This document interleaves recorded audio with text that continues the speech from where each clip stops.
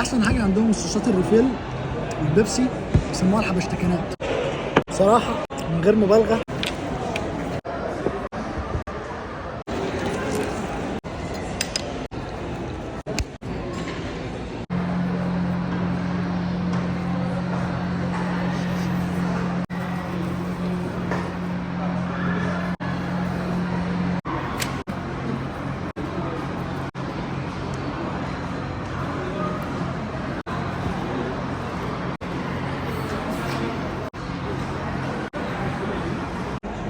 هي تجربة حلوة بس حاسسها اوفر ريتد، الأكل طعمه عادي أكنك بعمله في البيت، بس مجملا يعني لو أنت وأصحابك هتستمتعوا بالتجربة.